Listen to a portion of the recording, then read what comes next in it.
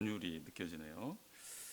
오늘 우리가 요즘에 이렇게 묵상하고 있는 말씀들이 사도 바울이 그 사명의 길을 끝까지 완주하고 달려가는 그런 내용들인데 그 내용에 맞게 이렇게 준비를 해주신 것 같습니다.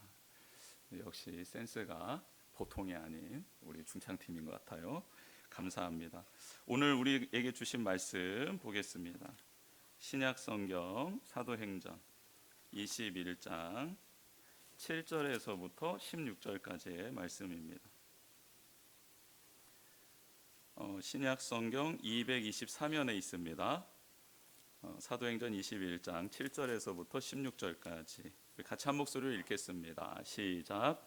두로를 떠나 항해를 다 마치고 돌레미아에 이르러 형제들에게 안부를 묻고 그들과 함께 하루를 있다가 이튿날 떠나 가이사랴에 이르러 7 집사 중 하나인 전도자 빌립의 집에 들어가서 머무르니라. 그에게 딸 넷이 있으니 처녀로 예언하는 자라. 여러 날 머물러 있더니 아가보라 하는 한 선지자가 유대로부터 내려와 우리에게 와서 바울의 띠를 가져다가 자기 수족을 잡아매고 말하기를 성령이 말씀하시되 예루살렘에서 유대인들이 이같이 이 띠 임자를 결박하여 이방인의 손에 넘겨주리라 하거늘 우리가 그 말을 듣고 그곳 사람들과 더불어 바울에게 예루살렘으로 올라가지 말라 권하니 바울이 대답하되 여러분이 어찌하여 울어 내 마음을 상하게 하느냐.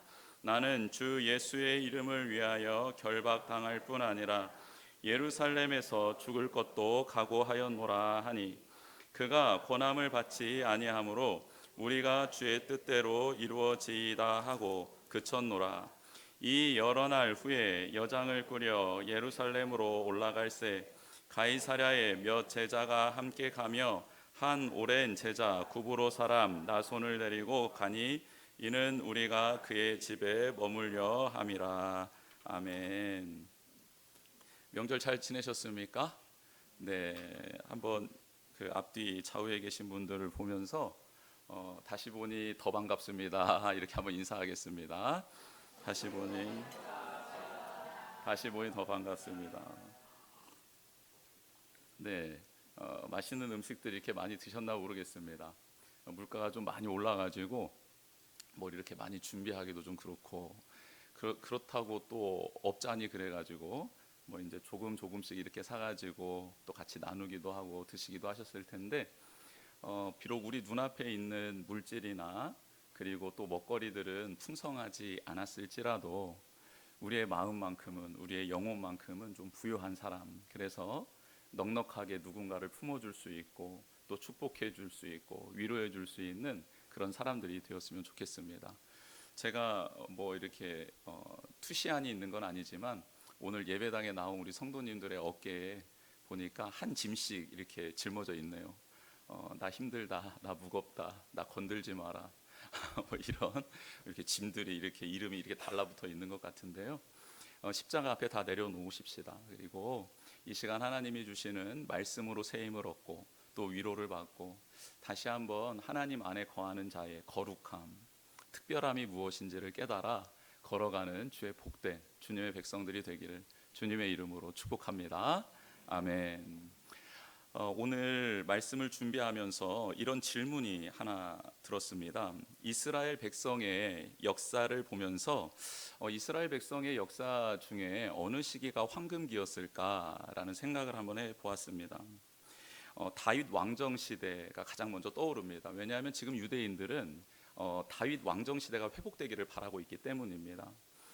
메시아가 다시 오실 텐데 예수님을 메시아로 믿지 않고 있거든요. 유대인들은 하나님 약속하신 메시아가 와서 어떤 시대를 이룰 것이냐 하면 다윗의 왕정 시대를 이룰 것이다 라고 하면서 지금도 메시아를 기다리고 있는 게 유대인들입니다.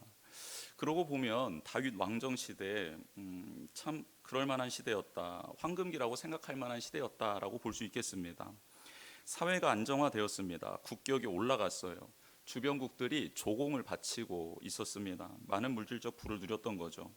경제, 군사, 외교, 사회적 시스템 이런 관점에서 보면 다윗 왕정 시대를 황금기라고 말하는 것에 있어서 누구도 이의를 제기할 수 없을 겁니다. 완벽한 나라였기 때문입니다. 그래서 제가 질문을 한번 다시 바꿔봤습니다. 하나님 보시기에 이스라엘의 황금기는 언제였을까?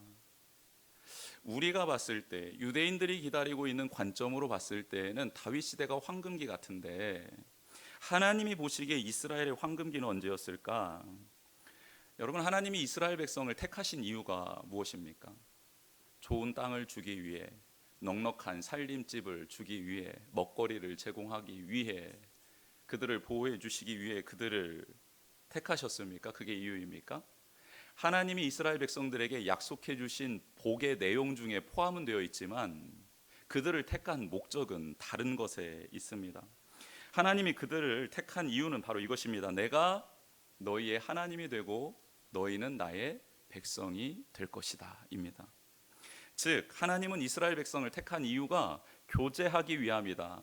너와 나가 친밀해지기를 위함이다. 너는 나를 하나님으로, 나는 너를 내 자녀 백성으로 여기며 나아가는 이 과정이 내가 너를 택한 이유다라고 말씀하고 있는 것이죠.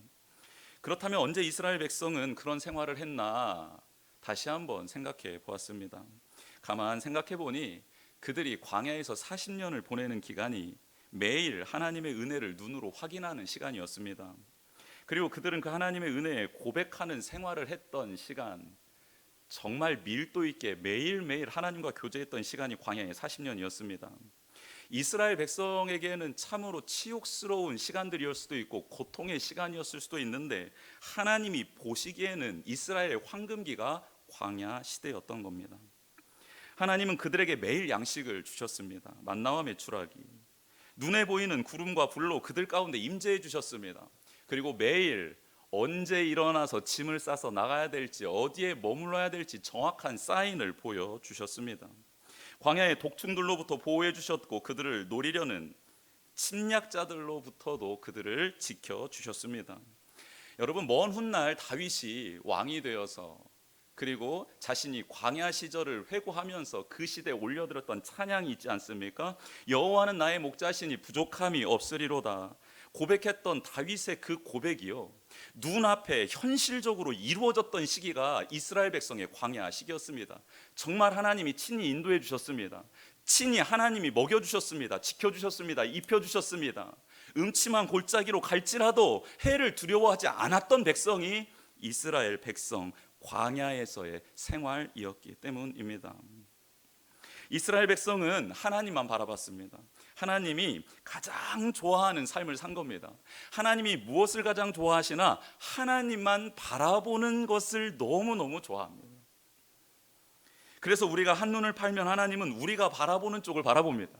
하나님이 제 앞에 계신다고 하면 제가 이렇게 바라보며 살아가야 되는데 제가 이렇게 바라보고 있으면 하나님은 내가 바라보는 쪽을 바라보십니다. 무엇에 한눈을 팔고 있지? 저를 너무 사랑하시기 때문에 제가 한눈 팔고 있는 그 대상에 대한 관심을 갖기 시작하시는 것이죠. 그리고 내가 무엇에 에너지를 쏟는지도 확인하십니다. 내 물질이, 내 시간이, 내 은사가 어디에 집중되고 있는지를 하나님은 똑같이 바라보고 계십니다. 그리고 우리에게 경고하시죠. 타이르십니다. 도전을 하시기도 합니다. 때로는 회초리를 드십니다. 그래도 안 되면요, 우리가 그렇게 바라보고 있는 그것을 빼앗아 가십니다. 거두어 가시는 거예요. 왜냐하면 우리가 멸망당하는 것을 볼 수 없기 때문입니다. 이런 면에서 이스라엘 백성은 광야에서 한눈을 팔 수가 없었습니다. 오직 하나님만 바라볼 수 있었던 곳, 매일 하나님을 찾아야 생존할 수 있었던 곳이 광야였기 때문입니다. 하나님의 사인을 따라 일어서고 가고 멈추고 먹고 마시는 것, 하나님의 도우심이 없이는, 하나님의 사인이 없이는 한 발자국도 내디딜 수 없었던 그 시간이 이스라엘 백성에게는 황금기였던 것이죠. 하나님 중심의 삶을 살아가는 시간, 그 시기를 살아가고 있는 신앙인들은 황금기를 보내고 있는 것입니다. 여러분, 제 말에 동의가 되십니까? 네, 아멘이 시원찮죠. 저도 이렇게 묵상하고 난 다음에 다른 방법은 없을까? 꼭 이 길밖에 없을까 생각했습니다. 하나님, 저 광야에서보다 적과 꿀이 흐르는 땅에서도 하나님 중심으로 살고 싶어요. 그렇게 살아가고 싶으면 안 되겠습니까? 라고 생각을 하며 하나님께 이렇게 여쭤보았습니다. 꼭 먹고 알 먹고 도랑치고 가재 잡고 일석이조고 일거양득. 여러분 이게 다 같은 뜻인 거 아시죠? 우리가 얼마나 한 번에 두 개를 다 얻는 것을 좋아하면 이런 말들이 많을까 생각해 보았습니다. 하나님이 아담과 하와에게 주신 에덴 동산에서 하나님 중심으로 삶을 살지 못하게 되자 에덴 동산은 아담과 하와에게 피하고 싶은 곳이 되었고 몸을 숨기는 곳이 되고 싶었고 떠나고 싶은 곳이 바로 에덴 동산이 되었다라는 것 여러분 기억하시죠? 우리는 늘 환경이 좋아지면, 경제적 여건이 나아지면, 건강해지면, 이 문제가 해결되면 조금 더 에덴 동산에 가까워지는 삶을 살아가게 되면 하나님을 사랑하게 되고 하나님 중심적 삶을 살겠습니다라고 다짐하고 결단하고는 합니다. 그렇죠? 일거양득을 손에 쥐고 싶은 겁니다. 그런데요, 성경을 완전히 거꾸로 읽는 것입니다. 그것은 잘못된 신앙관입니다. 깨 부서져야 될 관점입니다. 여러분, 아름다운 에덴 동산에서 살고 젖과 꿀이 흐르는 가나안 땅에 거할지라도 멸망당하기 전인 소돔과 고모라 성 너무 아름답지 않았습니까? 그런 곳에 살지라도 바벨탑이 있었던 시날 평지, 모든 문명의 원산지였던 메소포타미아 문명의 한 중심이었던 시날 평지에서 살고 있다 한들, 그래서 모든 힘과 능력이 그에게 충만히 주어졌다고 했을지라도 그곳에 하나님의 임재와 하나님 중심적인 삶이 없다면 내가 최고로 여기며 믿어왔던 그 모든 것이 한순간에 물거품처럼 사라져 버리게 된다. 여러분, 이게 성경에서 말씀해 주시는 메시지입니다. 내가 사랑하는 사람은 누구입니까? 우리는 누구를 사랑하고 있습니까? 그럼 하나님은 누구를 사랑하시나요? 하나님이 사랑하는 사람은 도대체 누구입니까? 오늘 본문에 나오는 바울, 하나님이 사랑하신 분 맞습니까? 맞죠? 네, 하나님 사랑하시는 사람입니다. 그러면 바울이 똑똑해서 많은 것을 가지고 있어서, 많이 배워서, 많은 물질을 소유하고 있어서 하나님이 지금 바울을 좋아하시고 사랑하시는 것입니까? 바울은요, 예수님을 만난 후에 험한 인생을 살았습니다. 그의 온 몸에는 훈장처럼 수많은 상처들이 있었습니다. 흉터가 있었어요. 왜냐하면 많이 맞았기 때문입니다. 정말 피가 나게 맞았기 때문입니다. 살이 찢어지도록 맞았기 때문이에요. 마음도 성한 곳이 하나도 없었습니다. 많은 트라우마를 갖게 되었습니다. 상처도 깊이 패였습니다. 자신의 부와 명예, 책임져 줄 인간 관계들은 이미 파괴된 지 오래입니다. 아니, 오히려 그들은 이제 바울을 죽이려고 합니다. 이렇게 외관상으로 엉망이 되어버린 바울인데 왜 하나님은 그를 지금도 사랑하고 있는 것일까요? 초대교회 성도들은 참 이상한 행동을 합니다. 자신이 가진 것을요, 나누기 시작해요. 모두가 하나님의 은혜를 경험하기를 원하는 마음에서 자신의 것들을 나누기 시작합니다. 그러면 그 은혜를 경험한 사람은, 그러니까 없는 중에 누군가로부터 공급을 받은 사람은 하나님의 은혜라고 말할 수 있겠으나 내게 있었던 것이 사라지는 사람도 이걸 하나님의 은혜라고 고백할 수 있을까요? 여러분 한번 생각해 보신 적 있습니까? 부족한 사람이 채움받는 것은 하나님의 은혜다라고 말할 수 있겠습니다. 그런데 넉넉했던 나의 것들이 다 사라져버렸어도 이게 하나님의 은혜라고 고백할 수 있습니까? 이 질문은 눈에 보이는 것, 있다가 사라지는 것에 초점을 맞추고 있는 사람의 질문일 수 있습니다. 나의 존재의 의미를 소유에 두고 있는 사람들은 소유가 사라지는 것을 하나님의 은혜가 아닌 하나님의 저주라고 생각할 수 있습니다.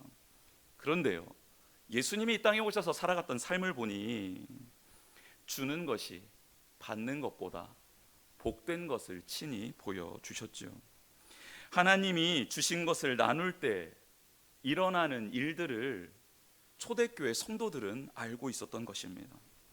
예수님이 왜 그토록 나눠주다 그의 생명까지 나눠주게 되었는지를 하나님의 말씀을 따라 행해 보니 알게 되었다라는 것이에요. 하나님의 나라의 법칙으로 하나님이 공급해 주시는 은혜와 신비를 경험하며 살아갔던 사람들이 초대교회 성도였던 것입니다. 초대교회 성도들이 사랑한 사람들은 위기에 처한 사람들이었습니다. 상처가 가득한 사람들이었습니다. 삶이 버거워 제대로 걷지 못하는 휘청휘청 거리는 사람들, 그런 사람들을 품에 안고 사랑하며 나아갔던 게 초대교회 성도들입니다. 어떻게 이렇게 살아갈 수 있었나 봤더니 말씀과 기도로 무장되어 있었기 때문입니다. 하나님과 친밀한 교제를 통해 세상의 거센 조류에 함몰되지 않고 그것을 거스르는 사람이 되었던 것이죠. 로마의 핍박과 동족 유대인들의 거센 탄압 속에서 광야의 생활을 하고 있었지만 그들은 성령님 안에서 그처럼 황금기를 보내고 있었던 것입니다. 여러분, 갑자기 가을이 온 것 같아요. 기온이 확 떨어졌습니다. 그렇죠? 그리고 오늘 오면서 하늘을 봤더니 지금 남부 지역, 비 피해 입은 남부 지역에는 조금 죄송한 마음인데 정말 가을 느낌이 확 드는 하늘인 것 같습니다. 그래서 제가 시 한 편을 준비했습니다. 정호승 시인이 내가 사랑하는 사람이라는 시를 지으셨는데요, 그 내용을 한번 잘 들어보셨으면 좋겠습니다. 나는 그늘이 없는 사람을 사랑하지 않는다. 나는 그늘을 사랑하지 않는 사람을 사랑하지 않는다. 나는 한 그루 나무에 그늘이 된 사람을 사랑한다. 햇빛도 그늘이 있어야 맑고 눈이 부시다. 나무 그늘에 앉아 나뭇잎 사이로 반짝이는 햇살을 바라보면 세상은 그 얼마나 아름다운가. 나는 눈물이 없는 사람을 사랑하지 않는다. 나는 눈물을 사랑하지 않는 사람을 사랑하지 않는다. 나는 한 방울 눈물이 된 사람을 사랑한다. 기쁨도 눈물이 없으면 기쁨이 아니다. 사랑도 눈물 없는 사랑이 어디 있는가. 나무 그늘에 앉아 다른 사람의 눈물을 닦아주는 사람의 모습은 그 얼마나 고요한 아름다움인가 라는 시입니다. 정호성 시인이 이 시를 이제 설명해 주면서 첫 문단에 쓰였던 그늘, 그리고 둘째 문단에 쓰였던 눈물은 고통을 의미한다라고 설명해 주었습니다. 시인이 사랑하는 사람은요, 아름다운 사람입니다. 나뭇잎 사이로 반짝이는 햇살이 드리워진 세상은 아름답죠. 그 세상이 아름답게 보이는 이유는 나무 그늘이 있기 때문입니다. 즉 고난과 고통을 경험한 이들이 있기 때문에 세상은 아름답다라는 것이죠. 나무 그늘 같은 사람이 아름다운 사람이고 그가 사는 세상이 아름답다라고 시인은 말합니다. 왜요? 그 사람은 그늘에 쉬어가던 사람이 잠시 숨을 돌리며 나뭇잎 사이로 부서지는 햇살을 볼 수 있도록 도와주는 사람이기 때문입니다. 시인은 한 방울의 눈물이 된 사람을 사랑합니다. 그는 나무 그늘에 앉아 다른 사람의 눈물을 닦아줄 수 있는 사람이기 때문입니다. 그 사람의 모습을 보면서 고요한 아름다움이라고 찬양합니다. 오늘 본문에는 곧 잡혀서 이방인 즉 로마인에게 넘겨져 죄수가 될 바울을 돕고 따르는 사람들이 참 많이 등장합니다. 바울을 안타깝게 여기며 그가 예루살렘으로 가지 않기를 바라는 사람들도 나와요. 눈물로 하소연하는 사람들도 나옵니다. 그를 위해 기도하는 사람들도 나와요. 어떤 이는요, 바울과 함께 예루살렘에 들어가겠다고 나서는 사람도 나옵니다. 내 집을 제공하겠다고 바울의 이름을 뒤따르는 사람도 있습니다. 놀라운 일이죠. 앞서 말씀드린 것처럼 바울은 세상적으로 아무것도 가진 게 없습니다. 그에게 빌붙어봐자 좋을 게 아무것도 없다라는 말이에요. 오히려 바울과 함께 함으로 동족들에게 핍박을 받게 되고 위험한 일을 당하게 되는 것이 동역하는 사람들에게 주어져 있는 운명 같은 실상이었습니다. 그런데 그 주변에는 그와 함께하는 사람들이 있습니다. 그들은 예수 그리스도의 흔적을 가진 사람들이기 때문이죠. 당시 예수 그리스도를 믿고 신실하게 살아간 사람들은 모두가 다 그늘이 있었습니다. 눈물이 마를 날이 없었습니다. 고통 중에 있었다라는 뜻이죠. 고난과 고통이 따르는 삶을 살고 있었던 그들이었던 거예요. 그런데 그 그늘은요, 수치스러운 것이 아니라 더 힘들고 괴로운 사람들을 품을 수 있는 요람이 되어 주었던 겁니다. 그들의 눈물은 고통스럽고 괴로운 현실 속에서 믿음을 지켜가는 형제들을 끌어 안아주는 위로의 능력이 될 수 있었던 것입니다. 7절에 보니까 안부를 물을 수 있는 형제, 함께 하루를 보낼 수 있는 공동체가 소개됩니다. 힘들고 지친 성도들, 그들의 삶의 이야기를 나누며 위로받고 힘을 얻을 수 있는, 쉬어갈 수 있는 공동체가 필요하다라는 것을 하나님은 우리에게 말씀해 주고 있는 겁니다. 잘 지냈어요? 괜찮아요? 요즘 어때요? 제가 도와드릴 일 없을까요? 아니면 잠시 아무 생각하지 말고 편하게 쉬었다 가세요. 제가 당신을 위해 섬길게요. 제가 당신 대신 기도해 드릴게요. 제가 지금 당신이 지고 있는 짐을 같이 짊어드리고 싶어요. 이런 말을 해본 적이나 들어본 적이 최근에 있으십니까? 세상은 자기 중심적으로 이기적으로 돌아갑니다. 타인의 마음, 타인의 상황에 대해서는 무관심합니다. 나는 나, 너는 너. 서로 상관하지 말고 각자의 길을 걷자는 식의 삶의 방식이 세상을 지배하고 있지요. 그러나 성경은 예수님을 따르는 우리에게 그렇게 살아서는 안 된다라고 말씀하고 외치고 있습니다. 고요한 외침이지만 굉장히 큰 울림입니다. 그게 하나님이 세상을 만드신 이유이고 원리이기 때문이지요. 먼저 우리 가정을 한번 살펴보았으면 좋겠습니다. 부부간에 안부를 물으신 적 있으십니까? 요즘 당신 어때? 여보, 당신 요즘에 어떤 생각하며 살아? 마음은 좀 어때? 괜찮아? 왜 다들 고개를 숙이고 계십니까? 부부가 안부를 묻느냐고 묻는 질문에 네라고 대답하면 될 것을 왜 고개를 숙이고 계십니까? 그러면 부부는 그렇다 치면 부모와 자녀 간에는 어떻게 안부를 좀 묻고 계십니까? 어머니, 아버지 요즘에 어떠세요? 마음 어떠세요? 삶의 자리는 좀 어떠신지요? 평안하신가요? 요즘에 무슨 생각하세요? 요즘에 뭐 힘드신 건 없습니까? 애야, 너는 좀 요즘에 어떻게 지내니? 괜찮니? 요즘에 뭐 힘든 거 없어? 무슨 고민거리는 없어? 기쁜 일은 있니? 요즘에 어떻게 지내니? 여러분, 가족끼리 안부를 한번 물어보신 적 있습니까? 아니면 힘든 아내와 힘든 남편을 바라보며 자녀를 바라보며 그들과 함께 시간을 보내며 이야기를 들어주고 또 이야기를 해주며 다독거려준 함께 시간을 보낸 적이 있으신가요? 아니면 나도 힘들고 너도 힘드니 각자 도생하자. 문은 같이 열고 들어오고 문은 같이 열고 나가는데 그냥 아우 나도 힘들고 너도 힘들고. 여러분, 이런 상태입니까? 자녀의 문제를 해결해 준답시고 자녀의 관점이 아닌 나의 관점으로, 하나님의 관점이 아닌 나의 경험으로 자녀를 지도하며 그렇게 자녀를 괴롭히고 있는 건 아닙니까? 사랑하는 성도 여러분, 먼저 가정이 회복되기를 주님의 이름으로 축복합니다. 사탄이 제일 먼저 한 일, 첫 사람 아담과 하와로 하여금 하나님을 오해하게 하고 하나님의 다스림을 받지 못하게 했던 것이죠. 그리고 그 결과로 나타났던 첫 번째 일이 무엇입니까? 부부의 관계가 깨지는 겁니다. 신뢰와 관계가 깨지는 겁니다. 사랑의 관계가 깨어져 버리는 겁니다. 이게 하나님을 떠난 인류에게 처음 있었던 일입니다. 그러면 사탄이 지금 우리에게 하고 싶은 일은 무엇일까요?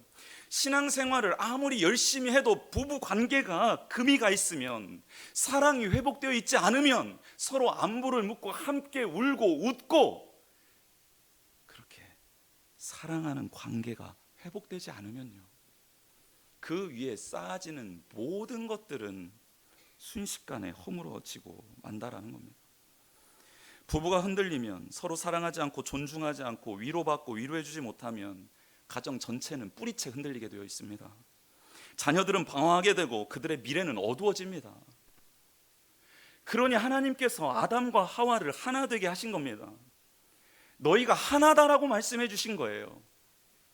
그리고 서로 사랑하라고, 서로 존중하라고, 돕는 배필이 되라고, 위로해 주라고, 사랑해 주라고, 안부를 물으라고, 험한 길 혼자 가지 않고 함께 간다라는 것을 서로 느낄 수 있게 하나님이 만들어 주신 것입니다. 그게 하나님이 첫 번째 인류에게 주신 영원이라는 이 하나님의 궁극적인 선물 외에 첫 번째로 주신 선물이 바로 부부 안에서의 화목 사랑이었습니다. 교회도 마찬가지입니다. 왜 샘모임을 할까요? 일방적으로 이렇게 하나님의 말씀을 듣는 시간은 내 것이 되는 시간이 아닙니다. 나의 입술로 누군가에게 고백하고 또 그 고백을 들으며 같이 울고 웃고 축복하는 그 고백의 순간에 그 내용들이 나의 신앙화가 되는 것입니다. 여러분, 그래서 그 제자훈련, 오카노 목사님이 사랑하기 위해서 시작했던 제자훈련에 사역자반에 들어가면 무슨 일이 있냐면 티칭하는 시간이 있습니다. 내가 맡겨져 있는 주제를 가지고 내가 그 제자 그룹에게 티칭을 하는 겁니다. 가르치는 겁니다. 근데 놀랍게도 뭐만 남느냐, 2년여간 제자훈련을 받았을 때 그 목사님에게 들었던 내용들이 남는 게 아니라 뭐가 남느냐, 끝까지 남느냐, 자기가 가르쳤던 내용. 그래서 돌아가면서 한 번씩 설교하는 것도 그렇죠. 그 내용은 잊지 못하게 될 거 아니겠습니까? 여러분, 왜 샘모임을 해야 될까요? 여러분, 개인 신앙, 내 신앙만 잘 유지하면 되지, 뭐 말씀 가끔 잘 들으면 되지, 일주일에 한 번 들으면 되고, 주중에 좋은 목사님의 메시지 들으면, 아니요, 안 돼요. 그러면 제가 이 모양 이 꼴로 살겠습니까? 신학교에서 7년을 보냈는데요, 석학이라고 말씀하고 있는 그 위대한 분들, 목사님이자 교수이자 학자였던 그분들에게 수많은 가르침을 받았는데요, 매번 채플 시간마다, 일주일에 채플 시간마다, 일주일에 있었던 새벽 예배 때마다 수없는 주옥 같은 말씀들을 다 들은 제가 이 모양 이 꼴이겠습니까? 고백하고 살아내고 눈물 흘리고 나눈 게 없으면 들은 것은 아무런 의미가 없는 거예요. 물론 유지는 됩니다. 생명 유지는 됩니다. 그런데 하나님은 우리가 숨쉬고 살아가라고 창조한 게 아니잖아요. 하나님의 영광을 드러내라고 창조한 것 아니겠습니까? 그래서요, 하나님은 다양한 사람들을 통해 우주보다 크신 하나님의 뜻과 성품을 이해할 수 있도록 우리를 공동체로 묶어주신 거예요. 예수 그리스도가 십자가에서 죽고 부활하신 후에 제일 먼저 성령 충만해진 제자들과 함께 만들었던 게 무엇입니까? 교회 공동체예요. 예수 그리스도를 구주로 고백하는 사람들의 모임을 만들어 주셨더라고요. 왜요? 이게 생명력이니까, 이 안에서 하나님이 역사하시니까 모이라고 한 겁니다. 기도하라고 한 겁니다. 말씀을 나누는 교제를 하라고 한 거예요. 떡을 떼라는 겁니다. 이 교회가 소중하지 않았으면 만들 일이 없지요. 부활하실 일이 없지요. 성령님이 내려오실 이유가 없지요. 여러분, 이 모임이, 신앙 공동체 안에서의 모임이, 이 나눔이 너무너무 중요합니다. 정말 중요합니다. 여러분이 생각했던 것보다 훨씬 중요합니다. 그렇게 소그룹 안에 만나는 사람들 너무 다양하다 보니까 하나님을 의지하지 않고서는 그 모임이 유지되지 않습니다. 나를 비우지 않고서는 그 모임이 존속될 수가 없습니다. 하나님의 도우심으로 인내하고 절제하고 사랑하고 사랑받는 훈련이 그 안에서 이루어지는 거예요.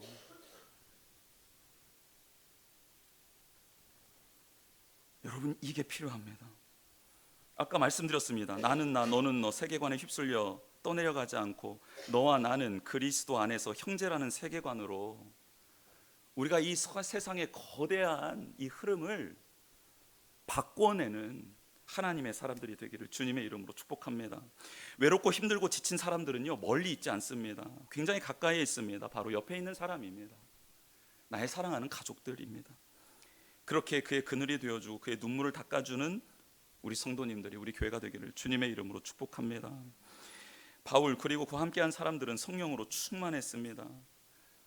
여러 사람들이 성령님의 감동이 되어서 바울이 예루살렘으로 들어가면 결박당하고 잡히게 되고 죄수로 살아가게 될 것이다라는 것을 다 듣게 됩니다. 여러분, 우리 공동체도 하나님 안에서 이렇게 하나님의 동일한 메시지를 듣고 깨닫는 그런 은혜가 있기를 주님의 이름으로 축복합니다. 그리고 성령 안에서 동일한 메시지를 받았는데 다른 행동을 합니다. 바울은 죽을 각오를 위해 예루살렘에 들어가겠다고 하고 주변에 있는 동료들은 동일한 메시지를 받았는데 들어가지 말라고 합니다. 만류를 해요. 근데 오늘 이 말씀을 묵상하면서 이런 생각을 해보았습니다. 만약 처음부터 주변의 동료들이 하나님의 뜻이니 들어가서 죽어라라고 바울에게 말했으면 어떻게 됐을까? 정말 있던 정도 다 떨어져 버렸을 것 같습니다. 그렇지 않습니까? 하나님의 뜻을 알았지만 바울을 사랑하는 마음에 그렇게 말한 겁니다. 가지 말라고, 죽지 말라고, 붙잡히지 말라고 그렇게 말한 것이죠. 여러분, 성령님이 우리 가운데 임했을 때 성령님은 우리를 판사로 세우지 않습니다. 옳고 그름을 분별하라고 성령 충만한 게 아니에요. 성령님이 우리 가운데 임하시는 이유는 우리를 사랑의 예수 그리스도를 닮아가게 하시려고 임하시는 줄 믿습니다. 즉 판단하고 결론을 내리는 신앙이 아니라 사랑의 과정을 만들어가는 신앙인이 되라고 하나님께서 우리 공동체에 동일한 말씀을, 은혜를 베풀어 주신다라는 거예요. 그렇게 되면 그 과정 가운데 하나님의 뜻이 명확하게 드러나는 겁니다. 그리고 내가 말하지 않아도 그 당사자가 성령님을 따라 걸어가게 되는 것이죠. 그래서요, 우리 모두는 결국 승리하게 되는 것입니다. 판사가 많아져서 승리하는 게 되는 게 아니라 예수 그리스도의 사랑의 주님을 닮아가는 사람들이 풍성해졌을 때 승리하게 된다라는 거예요. 여러분, 오늘 본문의 14절 말씀이 12절 앞에 있었다면 이 공동체는 파괴되었을 겁니다. 그러나 12절에 예루살렘으로 올라가지 말라는 사랑의 붙듦, 정의 붙듦, 사랑의 공동체로 끌어안는 이게 있고 난 다음 그래도 주님의 뜻이 이루어지기를 원합니다라는 고백이 뒤따를 때, 이때 공동체가 세워져 나가는 거지. 주님의 뜻이니 당신은 나가서 죽으세요? 여러분, 이건 아니지 않습니까? 이 공동체가 성령의 음성을 듣고 행했던 이유는, 행했던 모습은 사랑의 모습이었다라는 거예요. 성령님 안에서 진리를 붙들고 진리를 사랑으로 표현하며 결국 주님의 뜻대로 되길 원했던 공동체, 결국은 헤어질 수밖에 없었습니다. 바울은 로마군이 주둔하는 영내로 잡혀 들어가게 되고 신문을 당하지요. 죄수의 몸으로 로마에 압송됩니다. 이 과정에서 철저하게 홀로 남게 됩니다. 그런데 그때 누가 함께 하셨냐면 성령님께서 함께 하셨습니다. 성령님께서 내가 너와 함께 하겠다, 내가 내게 맡긴 일을 다 이룰 때까지 너를 떠나지 않겠다라고 약속해 주시죠. 믿음의 형제들과 함께 하지 못했지만 하나님이 예비해 두신 사람들을 곳곳에서 만났고 결국 로마의 감옥 안에서도 믿음의 형제들과 나중에 교류하게 됩니다. 부활하신 주님의 손과 발에는 못자국이 있었습니다. 그리고 옆구리에는, 허리에는 창자국이 선명하게 있었습니다. 주님은 지금 친히 우리의 그늘이 되어주시고 우리의 눈물을 닦아주시기 위해 오셨습니다. 우리가 혼자 있다라고 생각되는 외로움 가운데, 고독 가운데 있는 그 순간일지라도 하나님은, 주님은 우리와 함께 하시는 줄 믿습니다. 예수님이 사랑하는 사람은 바로 지금 상처와 아픔이 있는, 그것도 많이 있는 바로 우리들입니다. 이 시간 주보의 내용 채워보겠습니다. 첫 번째, 신앙의 황금기, 하나님 중심으로 살아가는 성도가 됩시다.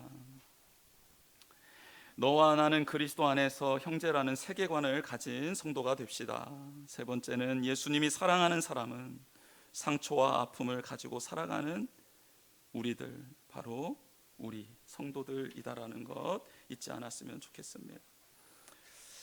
혼자 있을 때, 외롭게 있을 때 우리를 혼자 두시는 게 아니라 우리와 늘 함께 하시며 우리를 인도해 주시는 그 성령님 안에서 초대교회와 바울은 사명을 감당할 수 있었습니다. 이 시간 같이 감사에 찬양하면서 하나님의 그 은혜를 기억하고 그 사랑을 기억하고 성령님의 인도하심을 구하는 우리가 되었으면 좋겠습니다. 그리고 이 시간 회복되고 치유되는 역사들이 일어나기를 주님의 이름으로 축복합니다. 우리 같이 찬양하며 나아가겠습니다.